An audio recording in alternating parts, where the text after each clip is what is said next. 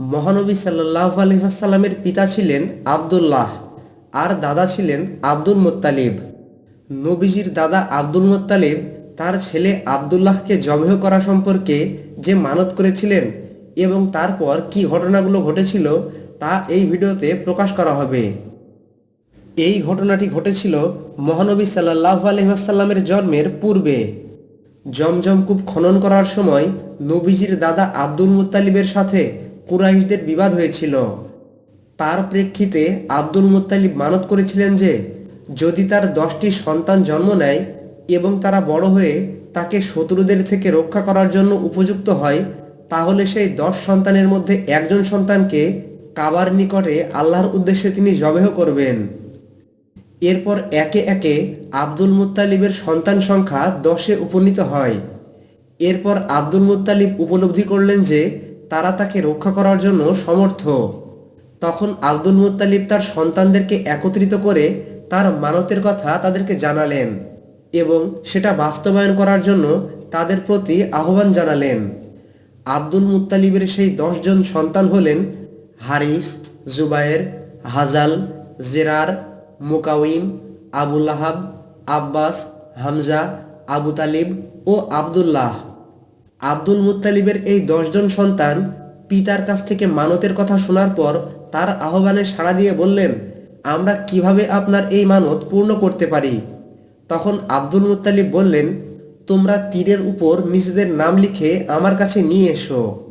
এরপর আব্দুল মুত্তালিবের 10 পুত্র সেটাই করলেন। আব্দুল মুত্তালিব তাদেরকে কাবার অভ্যন্তরে হবল দেবতার মূর্তির কাছে নিয়ে যান। উল্লেখ্য যে কাবার জন্য নিবেদিত উপঢৌকনগুলো কাবার স্থিত একটি গহ্বরে রাখা হতো, আর হবলের কাছে 7টি লটারির তীর ছিল। বিশেষ কোনো সমস্যা দেখা দিলে মুশরিকরা তার কাছে গিয়ে লটারি ফেলে মীমাংসায় আসত। বিশেষ প্রক্রিয়ায় এই তীর থেকে যেই নির্দেশনা পাওয়া যেত সেটাই তারা মেনে নিত।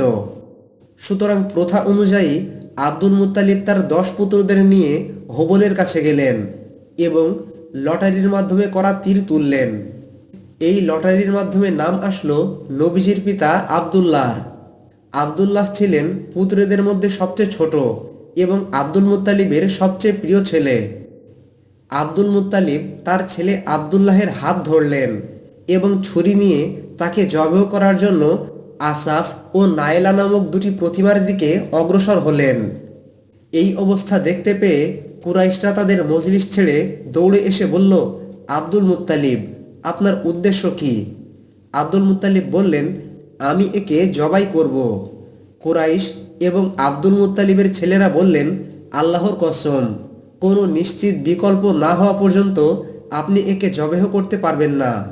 যদি তা করেন তাহলে এর মাধ্যমে পুত্র বলি দেওয়ার প্রথা চালু হয়ে যাবে। তাহলে মানুষের নিরাপত্তা কেমন করে রক্ষিত হবে? একটি বর্ণনা থেকে জানা যায়, ছেলে আব্দুল্লাহকে জবেহ করার জন্য আব্দুল মুত্তালিব যখন তাকে পায়ের নিচে চেপে ধরলেন, তখন আব্দুল মুত্তালিবের আরেকটি ছেলে আব্বাস পিতার পায়ের তল থেকে তার ভাইকে টেনে সরিয়ে নেন। এর কারণে আব্দুল মুত্তালিব আব্বাসের মুখে এমন একটি আঘাত করেন যে মৃত্যু পর্যন্ত সেই আঘাতের দাগ থেকে যায়। এরপর কুরাইশের লোকজন আব্দুল মুত্তালিবকে পরামর্শ দিল যে হিজাজে একজন গণক ঠাকুরিনী আছে, তার অনুগত জিন আছে, তার কাছে গিয়ে আপনি এই বিষয়ে আলাপ করুন। তারপর সে আপনাকে যেটা আদেশ করে আপনি সেটাই করুন, তাতে আমরা আপনাকে আর বাধা দেব না। কুরাইশের লোকজন আব্দুল মুত্তালিবকে আরও বলে যে হিজাজের সেই গণক যদি আব্দুল্লাহকে জবেহ করতে বলে তাহলে আপনি সেটাই করতে পারবেন, আর যদি সে আব্দুল্লাহকে ছেড়ে দিয়ে আপনাকে অন্য কোনো পরামর্শ দেয় তবে আপনি সেটাও মেনে নেবেন। কুরাইশের লোকজনের কাছ থেকে এই কথা শুনে আব্দুল মুত্তালিব দলবল সহ মদিনার দিকে রওনা করলেন। মদিনা শহরে এসে তিনি সেই গণকের সাক্ষাৎ পেলেন। সেই গণকের নাম ছিল সাজাহ। আব্দুল মুত্তালিব তার সঙ্গে আলাপ আলোচনা করলেন এবং নিজের সমস্যার কথা জানালেন। বিস্তারিত শুনে গণক ঠাকুরনী বললেন, আজ আপনারা ফিরে যান। আমার অনুগত জিন যখন আসবে তখন তার কাছ থেকে আমি এই সমস্যার সমাধান জেনে রাখব। এরপর আব্দুল মুত্তালিব তার সঙ্গীদের নিয়ে ফিরে গেলেন। গণক ঠাকুরিনীর কাছ থেকে বের হয়ে আব্দুল মুত্তালিব আল্লাহর কাছে দোয়া করতে লাগলেন। পরদিন যথাসময়ে তারা গণক ঠাকুরিনীর কাছে গিয়ে উপস্থিত হন। তখন সেই গণক বলল, আপনাদের সমস্যার সমাধান আমি পেয়ে গেছি। আচ্ছা, আপনাদের সমাজে মুক্তিপণের পরিমাণ কত? তারা বলল, 10টি উট। তখন গণক ঠাকুরিনী বলল, আপনারা আপনাদের দেশে ফিরে যান, সেখানে গিয়ে 10টি উট নিন। সেই 10টি উট এবং আপনার ছেলের মধ্যে লটারি করুন। লটারিতে যদি আপনার ছেলের নাম আসে তাহলে আরও 10টি উট নিয়ে আবার লটারি করুন। আর যদি লটারিতে উটের নাম আসে তাহলে আপনার পুত্রের স্থানে উটগুলো জবাই করুন। এতে আপনাদের প্রভু সন্তুষ্ট হয়েছেন বলে ধরে নেওয়া যাবে, আর ছেলেটির জীবনও তাতে বেঁচে যাবে। গণকের কাছ থেকে এই কথা শুনে আব্দুল মুত্তালিব তার সঙ্গীদের নিয়ে মক্কাতে ফিরে আসলেন। সকলের সম্মতিক্রমে লটারি শুরু করা হলো। আব্দুল মুত্তালিব আল্লাহর কাছে দোয়া করতে লাগলেন। 10টি উট এবং তার ছেলে আবদুল্লাহকে উপস্থিত করা হলো। এরপর লটারি টানা হলো। লটারিতে নাম আসলো আবদুল্লাহর। এবার আরও 10টি উট বাড়িয়ে নিয়ে লটারি করা হলো। এভাবে 10টি করে উট বাড়িয়ে লটারি টানা হতে থাকলো, কিন্তু প্রত্যেকবারই আবদুল্লাহর নাম উঠতে লাগলো। এভাবে 10টি করে উট বাড়াতে বাড়াতে অবশেষে যখন 100টি উট আর আবদুল্লাহের মধ্যে লটারি করা হলো, তখন লটারিতে উটের নাম আসলো। আব্দুল মুত্তালিব তখন কাবা ঘরের হোবলের কাছে দাঁড়িয়ে আল্লাহর কাছে দোয়া করছিলেন। কুরাইশের লোকেরা আব্দুল মুত্তালিবকে বলল, সমস্যার সমাধান হয়ে গেছে, আল্লাহ আপনার প্রতি সন্তুষ্ট হয়েছেন। কিন্তু আব্দুল মুত্তালিব বললেন, না, আরও 3বার লটারি না করে আমি নিশ্চিত হতে পারছি না। এরপর লোকজন আরও 3বার লটারি দিল। প্রত্যেকবারই উটের নাম আসলো। তখন আবদুল্লাহের পরিবর্তে উটগুলো জবাই করা হলো, আর নবীজির পিতা আব্দুল মুত্তালিব বেঁচে গেলেন। আর পরবর্তীতে এই আবদুল্লাহের সন্তান হয়ে দুনিয়াতে আগমন করেন সর্বশ্রেষ্ঠ মানব, শেষ নবী হজরত মুহাম্মদ মুস্তাফা সাল্লাল্লাহু আলাইহি ওয়াসাল্লাম। একটি বর্ণনায় আছে যে উটের সংখ্যা 100-তে পৌঁছানোর পরও আবদুল্লাহের নাম আসে। তখন আরও 100টি উট বাড়িয়ে দিয়ে লটারি করা হয়। এবারও আবদুল্লাহের নাম আসলে উট আরও 100 বাড়ানো হয়।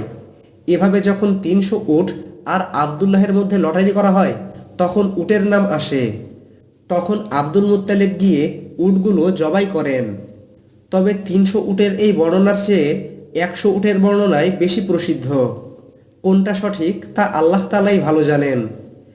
পরবর্তীতে আবদুল্লাহ এবং আমিনার মাধ্যমে মহানবী সাল্লাল্লাহু আলাইহি ওয়াসাল্লাম দুনিয়াতে আগমন করেন। তবে নবীজির জন্মের পূর্বেই তার পিতা আবদুল্লাহ ইন্তেকাল করেন। আর নবীজির বয়স যখন 8 বছর, তখন তার দাদা আব্দুল মুত্তালিব ইন্তেকাল করেন। একটি বর্ণনা থেকে জানা যায়, একদিন একজন মহিলা ইবনে আব্বাস রাদিয়াল্লাহু তাআলা আনহু-এর কাছে এসে জিজ্ঞাসা করে যে, আমি মানত করেছি কাবার কাছে আমার একটি সন্তান বলি দেব, এখন আমার করণীয় কি? মহিলার কাছ থেকে এই কথা শুনে ইবনে আব্বাস রাদিয়াল্লাহু তাআলা আনহু তাকে সন্তানের বদলে 100 উট জবাই করার আদেশ দিলেন এবং সেই মহিলাকে আব্দুল মুত্তালিবের ঘটনাটি শুনিয়ে দিলেন। এরপর সেই মহিলা আবদুল্লাহ ইবনে ওমর রাদিয়াল্লাহু তাআলা আনহুকে তার সমস্যার কথা জানালো। মহিলার কথা শুনে আবদুল্লাহ ইবনে ওমর রাদিয়াল্লাহু তাআলা আনহু কোনো সিদ্ধান্ত দিলেন না। তখন মদিনার গভর্নর ছিলেন মারওয়ান ইবনে হাকাম। তিনি সেই মহিলার সংবাদ শুনলেন এবং বললেন, দুইজনের একজনের সিদ্ধান্তও সঠিক হয়নি। এরপর মদিনার গভর্নর মারওয়ান ইবনে হাকাম সেই মহিলাকে পুত্র জবাই করা থেকে নিষেধ করে দিলেন এবং তার সাধ্যমতো সৎ কাজ করতে আদেশ দিলেন। সন্তানের পরিবর্তে উট জবাই করার আদেশ তিনি দিলেন না, কারণ পরবর্তী মানুষদের মধ্যে এই ফায়সালা অনুযায়ী ফিতনা দেখা দিতে পারে। তাই তিনি সেই মহিলাকে সন্তান জবাই এবং উট জবাই করা থেকে নিষেধ করে সাধ্যমতো সৎ কাজ করতে আদেশ দিলেন। নবীজির পিতা আবদুল্লাহকে কুরবানি করতে গিয়ে কি হয়েছিল তা জেনে আশা করি আপনারা অনেক উপকৃত হয়েছেন। কোরআন সুন্নাহের রেফারেন্স সহ প্রতিনিয়ত ইসলামিক ভিডিও পেতে আমাদের চ্যানেলের সঙ্গে সংযুক্ত থাকুন। আসসালামু আলাইকুম ওয়া রাহমাতুল্লাহি ওয়া বারাকাতুহু।